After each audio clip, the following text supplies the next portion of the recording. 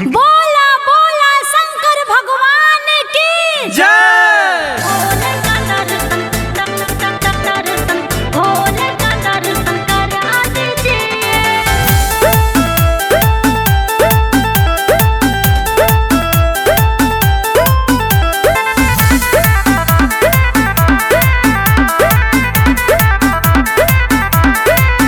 धन सावन के महीना देखा आइल बा, देवघर जाए के तैयारी पूरा भइल बा। धन सावन के महीना देखा आइल बा, देवघर जाए के तैयारी पूरा भइल बा। भोले खातिर थोड़ा भंगिया पिसाई लीजिए।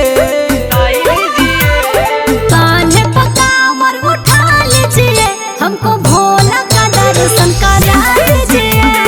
कान्हे पे कांवर उठा लीजिए, हमको भोले का दर्शन करा दीजिए। भोले का दर्शन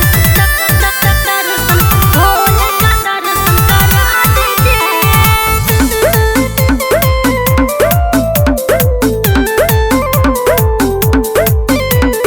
देवघर नगरिया सुनाए धनी, सब कर अर्जी लागेला।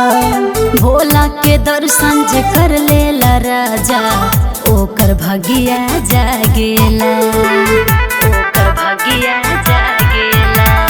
देवघर नगरिया सुनाए धनी, सब कर अर्जी लागेला। भोले के दर्शन जे कर लेला राजा, ओकर भगिया जागेला। जागेला। महादेव जी को दिल में बसा लीजिए, बसा लीजिए।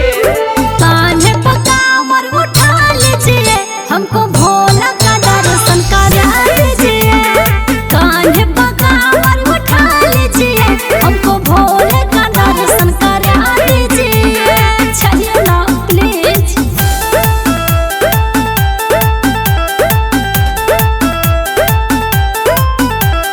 भोले का दर्शन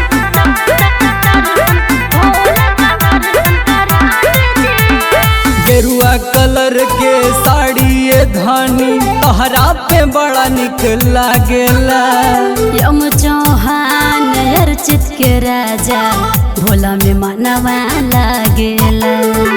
भोला में मनवा लागेला। गेरुआ कलर के साड़ी